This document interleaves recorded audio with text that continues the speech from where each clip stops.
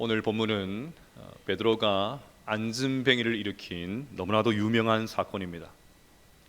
7절과 8절을 보면 오른손을 잡아 일으키니 발과 발목이 곧 힘을 얻고 뛰어서서 걸으며 그들과 함께 성전으로 들어가면서 걷기도 하고 뛰기도 하며 하나님을 찬송하니. 베드로가 일으켰다고 말씀을 드렸지만 사실은 주님께서 베드로를 통해서 역사하신 것이죠. 그러니 주님께서 고치신 것입니다. 그 주님께서 오늘 우리 예배 가운데 함께 하시는 줄로 믿습니다. 그러니 오늘 예배를 통해서 주님의 손을 꼭 붙잡으시기를 바랍니다. 주님께서 우리 연약한 발과 발목에도 새 힘을 공급해 주실 줄로 믿습니다. 우리의 연약한 것을 벗기실 줄로 믿습니다. 온갖 실패와 좌절, 불안과 고통으로부터 벌떡 일으켜 세워 주실 줄로 믿습니다. 그 은혜로 외양간의 송아지처럼 기뻐 뛰면서 하나님을 찬송하는 오늘 예배가 될 수 있기를 주의 이름으로 축복합니다. 자, 그런데 오늘 본문은 단순히 지체장애인이 회복되었다, 지체장애인의 회복 이야기가 아닙니다.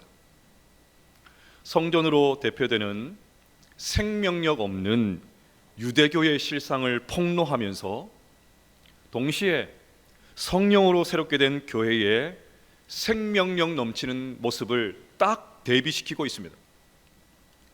교회가 이 어두운 세상에 무엇을 줄 수 있는지 생생하게 보여주는 것이 오늘 본문입니다. 먼저 1절을 보겠습니다. 제9시 기도 시간에 베드로와 요한이 성전에 올라갈새. 당시 경건한 유대인들은 오전 9시, 낮 12시, 오후 3시 이렇게 하루에 3번씩 성전에 올라가서 기도한다고 말씀을 드렸습니다.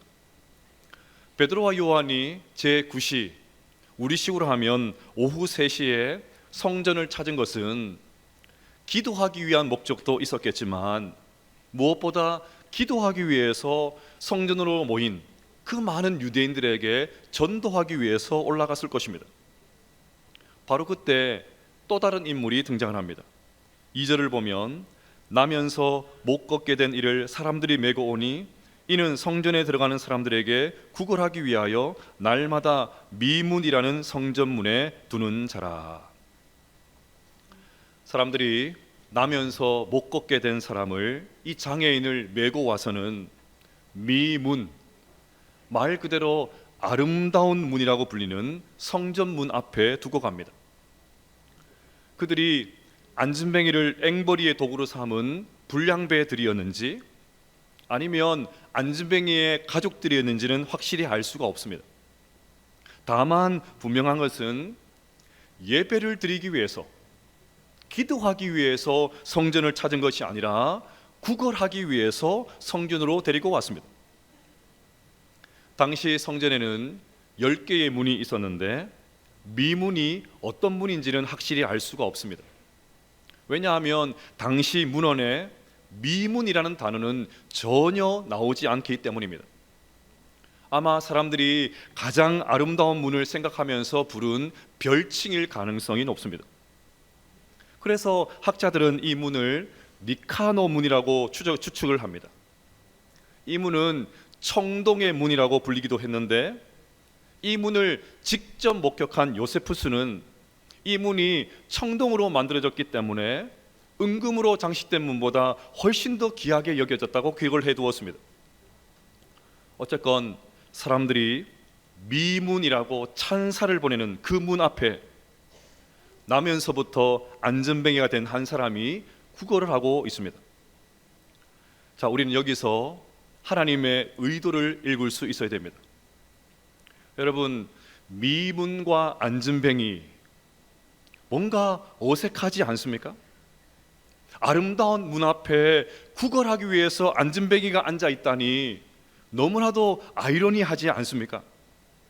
마치 하나님께서 겉은 화려하지만 그래서 미문이라고 불릴 정도로 사람들의 시선을 사로잡고 있었지만 어떤 역할도 하지 못하고 영적으로 죽어 있는, 아무런 생명력이 없는, 전혀 먹을 것을 주지를 못하는, 그래서 구걸해야만 겨우겨우 삶을 이어갈 수밖에 없는 유대교와 당시 종교인들의 민낯을 생생하게 보여주는 것 같습니다.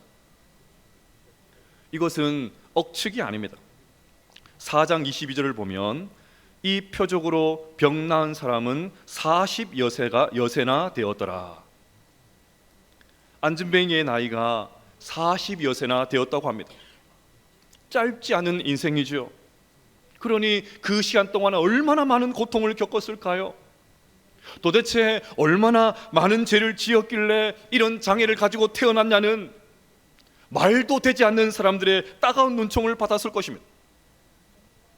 몸도 몸이지만 경제적으로 너무 가난했습니다. 사람들이 던져주는 동전 몇 잎으로 겨우겨우 연명하고 있습니다. 더욱이 당시의 율법에는 장애를 가진 사람은 부정한 몸으로 간주되었기 때문에 성전 안으로 들어갈 수가 없었습니다. 그러니 성전 안으로는 감히 들어가지 못하고 겨우 성전 문 앞에서 사람들의 눈치를 보면서 구걸하며 앉아 있었던 것입니다. 그러니 그런 사람을 사람들이 무시하고 배제하고 거들떠 보지 않는 것은 너무나도 당연하죠. 다시 2절을 보겠습니다. 나면서 못 걷게 된 이를 사람들이 메고 오니 이는 성전에 들어가는 사람들에게 구걸하기 위하여 날마다 미문이라는 성전문에 두는 자라. 이 한 구절 안에 안진뱅이가 겪었을 영적, 정신적, 육체적, 경제적, 종교적, 사회적 고통이 다 들어있습니다. 이렇게 참담한 인생이 있을까요? 그는 살았으나 사실은 죽은 것이나 다름없었습니다. 그런데 더 참담한 것은 화려한 건물을 자랑하는 그 성전이, 그것도 미문이라고 불리는 문을 가진 성전이 이 안진뱅이에게 아무것도 주지를 못합니다. 문만 예쁘게 치장할 게 아니라 안진뱅이의 문제를 해결해 줘야 되는데, 그의 인생을 아름답게 만들어 줘야 되는데 전혀 그러지를 못합니다. 문만 아름답고 문 앞에 있는 이 안진뱅이의 삶은 전혀 아름답지를 못하는 거예요. 이게 더 참담합니다. 그래서 주님은 미문과 안진뱅이를 딱 오버랩 시키면서 생명력 없는 유대교의 민낯, 그들의 실체를 생생하게 드러내고 계신 것입니다. 그들이 그렇게 붙들고 있는 유대교와 율법이 얼마나 허술한지, 얼마나 쓸모없는지, 얼마나 한심한지를 폭로하고 계십니다. 반대로 살아있는 교회, 생명력 넘치는 교회는 어떻게 해야 되는지 베드로와 요한의 모습을 통해서 말씀하십니다. 여러분 6절 말씀을 같이 한번 읽어보도록 하겠습니다. 시작. 베드로가 이르되 은과 금은 내게 없거니와 내게 있는 이것을 내게 주노니 나사렛 예수 그리스도의 이름으로 일어나 걸으라 하고, 내게 있는 이것을 너에게 주노니, 내 안에는 유대교가 가지지 못한, 당시 종교인들이 가지지 못한 다른 것이 있다는 것입니다. 내가 가지고 있는 이것을 너에게 주겠다는 것입니다. 자, 그러면 살아있는 교회는 무엇을 줘야 될까요? 첫째로 따뜻한 시선을 줄 수 있어야 됩니다. 3절을 보겠습니다. 그가 베드로와 요한이 성전에 들어가려 함을 보고 구걸하거늘. 미문에 앉아있던 안진뱅이가 베드로와 요한을 보자 도움을 요청합니다. 한 푼만 도와주시면 하나님께서 100배로 갚아주실 것입니다. 아마 이렇게 말을 했겠죠. 그가 베드로와 요한이 주님의 제자인 것을 한눈에 알아보고는 도움을 요청한 것이 아닙니다. 그냥 늘 해오던 대로 기계적으로 요청했습니다. 왜냐하면 보고라는 단어가 아무런 기대 없이 그냥 흘려본다는 뜻을 가지고 있기 때문입니다. 이것만 봐도 평소 이 안진뱅이가 어떤 대우를 당했는지 충분히 짐작할 수 있습니다. 대부분의 사람들은 그를 외면하면서 지나갔을 것입니다. 혈통을 중요하게 여기는 유대인들이니까 부정이라도 탈까봐 싶어서 화들짝 놀라서 빙 둘러서 지나갔겠지요. 도움을 준다고 해도 멀찍이 떨어져서 저 멀리서 동전을 던져줬을 것입니다. 하도 이런 일들을 많이 당하니까 안진뱅이는 그날도 초점 없는 눈동자를 하고 그냥 지나가는 베드로와 요한에게 습관적으로 도움을 요청한 것에 불과합니다. 그런데 베드로와 요한은 다릅니다. 기존의 사람들과 전혀 다르게 행동을 합니다. 4절을 보시면 베드로가 요한과 더불어 주목하여 이르되 우리를 보라 하니, 안진뱅이는 아무런 기대감 없이 희멀건 눈으로 베드로와 요한을 보고 있는데, 베드로와 요한은 가던 길을 딱 멈추고 정확하게 주목해서 안진뱅이를 응시합니다. 여러분, 이것이 너무나도 중요합니다. 저같이 일 중심의 사람은 일단은 성전에 가서 해야 할 일이 있으니까 부지런히 발걸음을 재촉했을 것입니다. 보는 둥 마는 둥 제대로 눈길조차 주지 않았을 것입니다. 저만 그럴까요? 안 그렇다고 하셔야 이게 설교가 진행이 됩니다. 저만 그런 거 아니잖아요. 지금 성전에 가서 해야 될 일이 있고 바쁜데 누가 지금 중간에 끼어들면 어떻게 하시겠습니까? 베드로도 얼마든지 그냥 지나칠 수 있었습니다. 다른 시간도 아니고 오후 3시니까 빨리 가서 계획된 일을 마치고 집에 가서 발 뻗고 편히 쉬고 싶었을 것입니다. 그런데 베드로와 요한은 가던 길을 멈춥니다. 자신의 계획을 내려놓았다는 말입니다. 그리고 안진뱅이를 주목해서 봅니다. 지금 처리해야 될 일이 아니라 이 사람에게 관심을 가졌다는 말입니다. 자, 그럼 여기서 한 가지 상상을 해보십시다. 베드로가 어떤 눈빛으로 이 안진뱅이를 주목했을까요? 어떤 눈빛을 하고 이 안진뱅이를 봤을까요? 에이, 왜 이렇게 사람 귀찮게 해? 짜증의 눈빛이었을까요? 어라, 장애인이 어디 일반인에게 말을 걸어? 경멸의 눈빛이었을까요? 내 코가 석자인데 무슨 적선이냐? 인색한 눈빛이었을까요? 저는 틀림없이 따뜻한 시선이었다고 확신을 합니다. 당장이라도 마음속에 있는 긍휼이 막 튀어나올 것 같은 한없이 사랑스러운 눈빛으로 안진뱅이를 봤을 것입니다. 왜요? 베드로가 이미 사랑스러운 주님의 눈빛을 경험했기 때문입니다. 닭 울기 전에 3번 나를 부인하게 될 것이라는 예수님의 말씀을 듣고는 베드로는 무슨 일이 있어도 예수님을 부인하지 않겠다고 호언장담했죠. 그런데 어떻게 되었습니까? 호기롭게 큰 소리를 친 것이 정말 무색할 정도로 베드로는 철저하게 처절할 정도로 아주 냉정하게 예수님을 부인했습니다. 누가복음 22장 60절부터 보시면 베드로가 이르되 이 사람아 나는 내가 하는 말을 알지 못하노라라고 아직 말하고 있을 때에 닭이 곧 울더라. 주께서 돌이켜 베드로를 보시니 베드로가 주의 말씀 곧 오늘 닭 울기 전에 내가 3번 나를 부인하리라 하심이 생각나서 밖에 나가서 심히 통곡하니라. 3번씩이나 베드로에게 배신당하신 예수님의 눈과 3번이나 예수님을 부인한 베드로의 눈이 마주쳤습니다. 이때 예수님께서 어떤 눈빛으로 베드로를 보셨을까요? 꼴 좋다. 이게 네 실력이다. 이게 네 현실이다. 말이라도 못했으면 내가 기대라도 안 했지. 뭐 이런 경멸의 눈빛이었을까요? 아니지요. 베드로야, 나는 괜찮다. 그래도 나는 너를 이해해. 그래도 나는 너를 사랑해. 너의 마음 다 알고 있어. 너무 괴로워하지 말거라. 이런 따뜻하고 자비로운 눈빛이지 않았을까요? 그 주님의 따뜻한 눈빛을 봤기 때문에 베드로는 통곡할 수밖에 없었던 것입니다.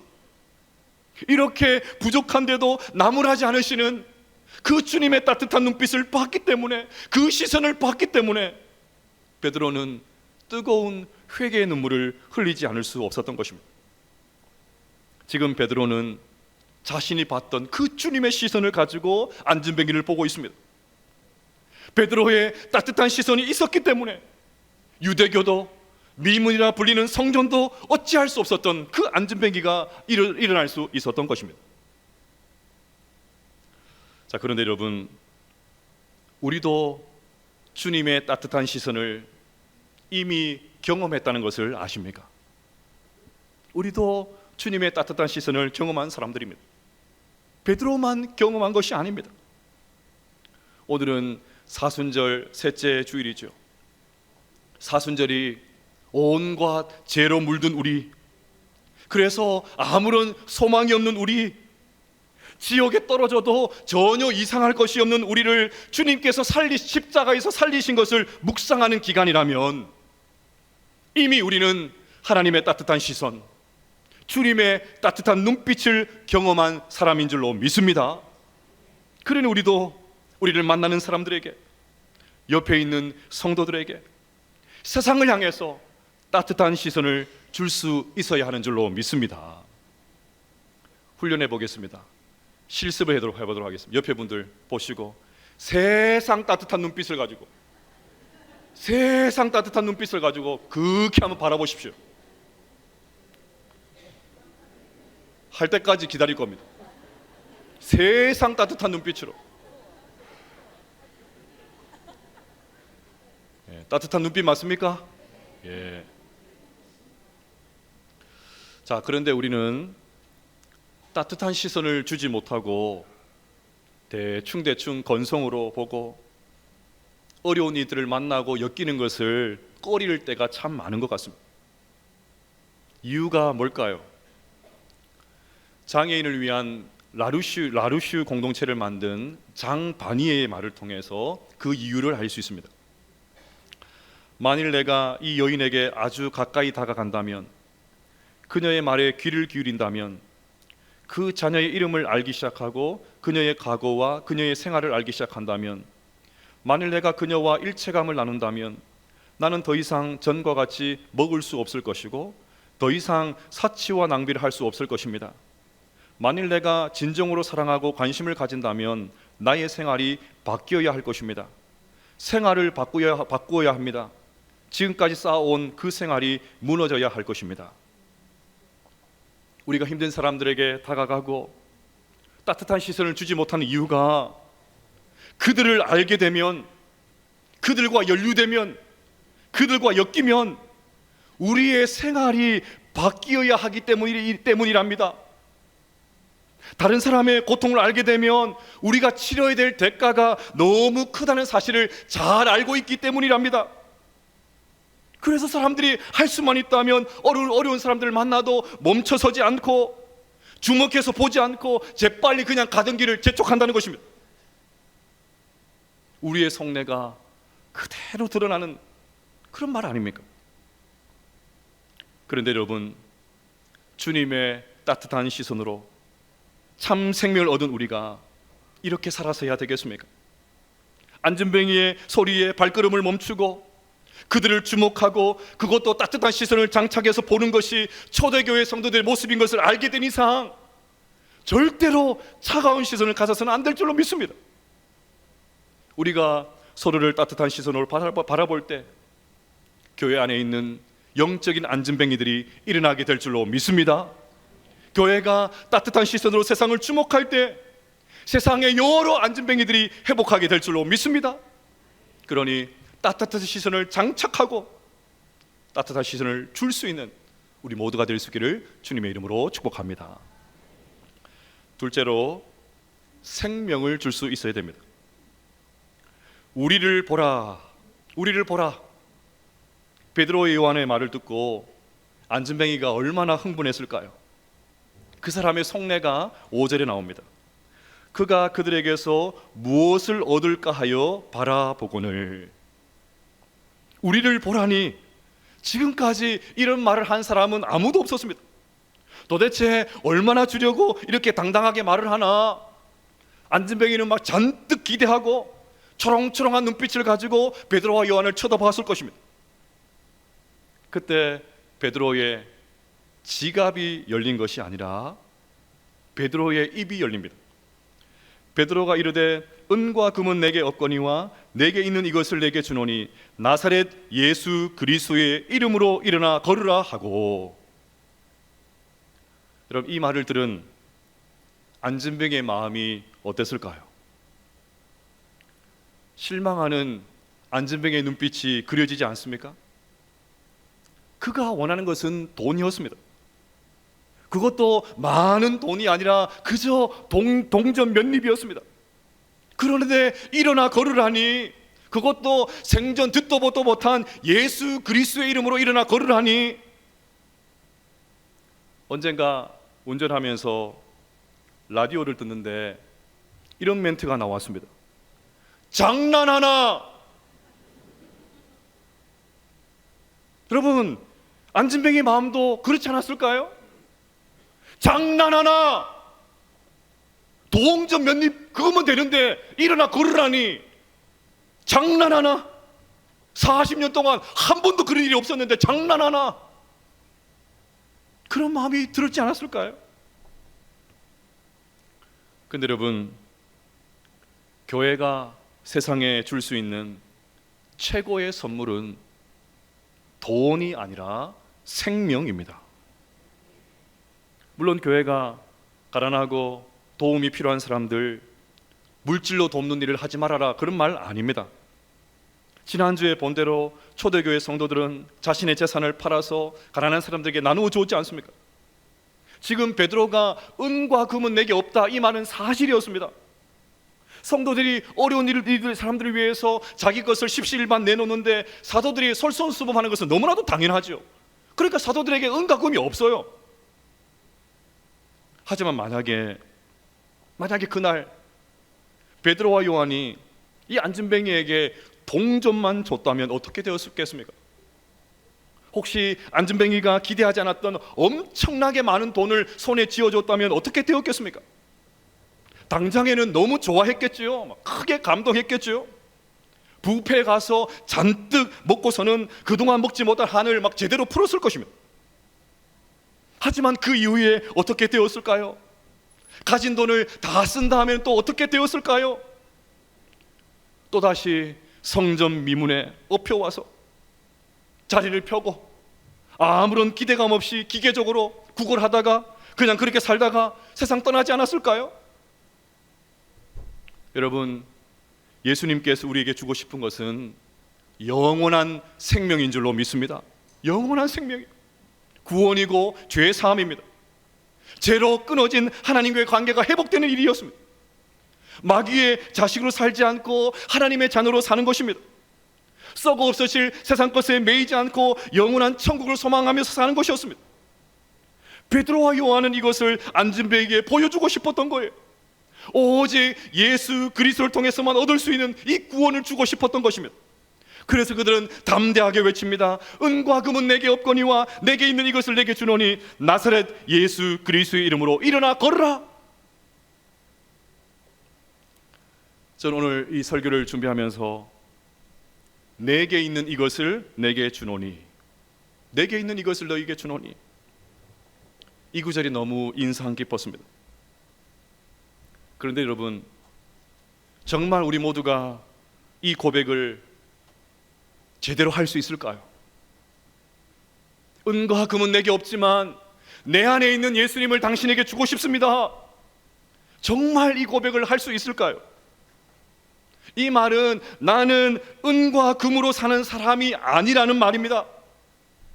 물질의 종이 되어서 돈에 끌려다니지 않겠다는 말입니다. 돈으로 뭐든지 할 수 있다는 이 세상에 속지 않겠다는 말입니다.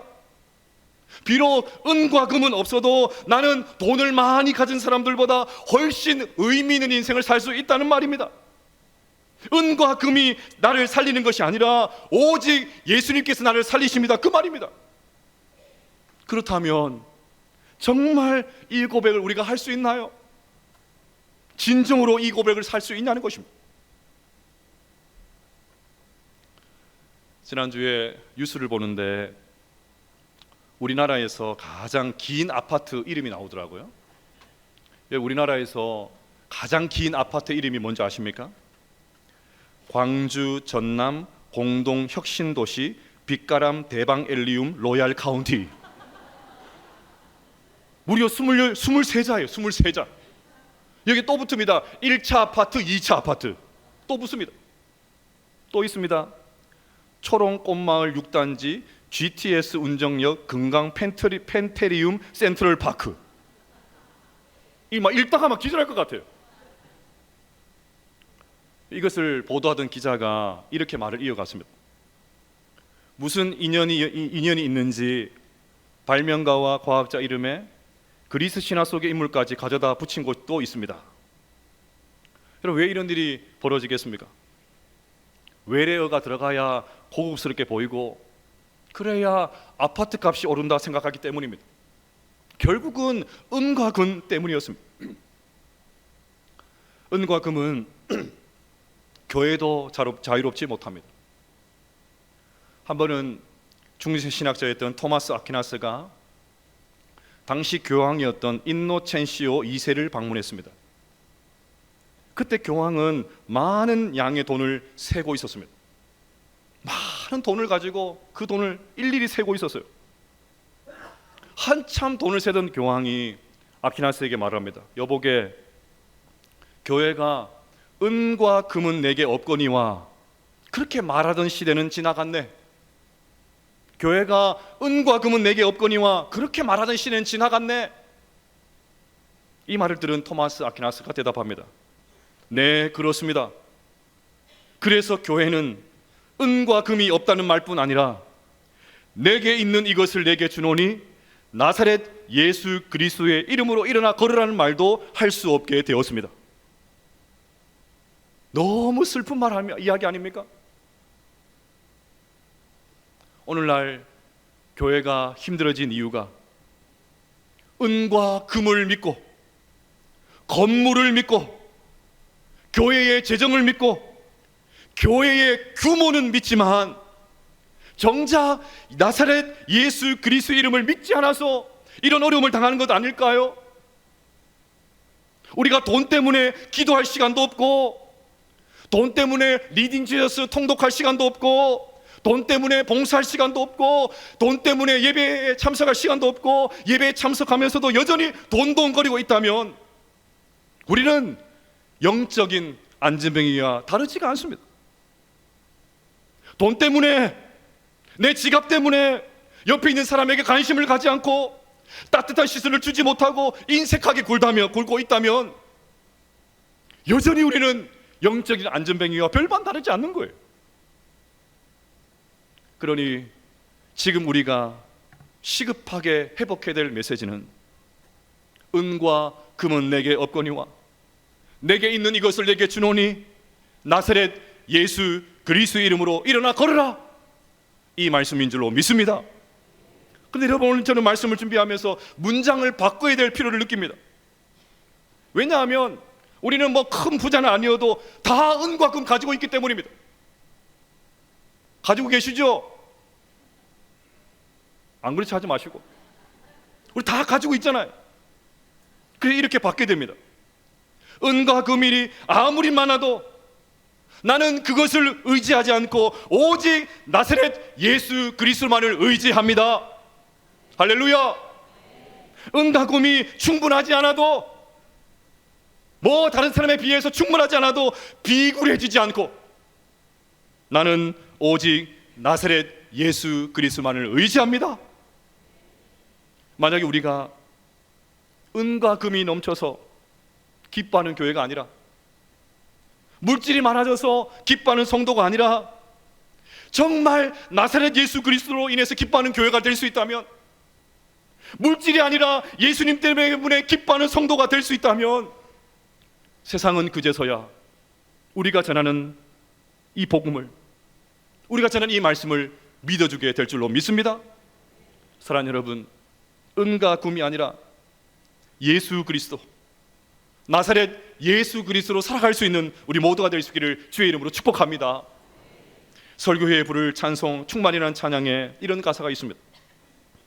무명이어도 공허하지 않는 것은 예수 안에 난 만족함이라. 가난하여도 부족하지 않은 것은 예수 안에 오직 나는 부요함이라.